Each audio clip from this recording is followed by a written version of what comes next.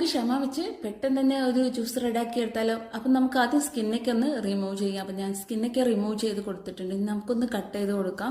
അപ്പം നമുക്ക് അതിൻ്റെ സീഡൊക്കെ ഒന്ന് റിമൂവ് ചെയ്ത് അതുപോലെ ഒന്ന് കട്ട് ചെയ്ത് മാറ്റിയിട്ടുണ്ട് ഞാൻ.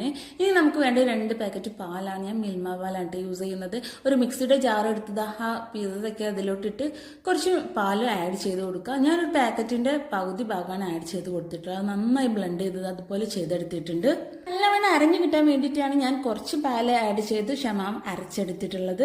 ഇനി നമുക്ക് ഷുഗർ ആഡ് ചെയ്ത് കൊടുക്കാം. 2 ബൗളിൽ ഷുഗറാണ് ഞാൻ ആഡ് ചെയ്ത് കൊടുത്തിട്ടുള്ളത്. അതിലേക്ക് കുറച്ച് വെള്ളം കൂടി ആഡ് ചെയ്ത് നന്നായി ഒന്ന് ബ്ലെൻഡ് ചെയ്ത് എടുക്കാം.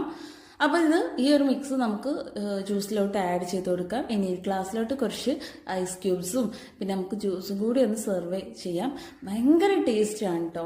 നല്ല ടേസ്റ്റ് ആയിട്ടുള്ള ഒരു ജ്യൂസാണ്. സമ്മറിനായാലും റമദാനായിരിക്കും എല്ലാവർക്കും പെട്ടെന്ന് തന്നെ റെഡിയാക്കി എടുക്കാൻ പറ്റിയ ഒരു ജ്യൂസാണ്. എല്ലാവരും ഒന്ന് ട്രൈ ചെയ്ത്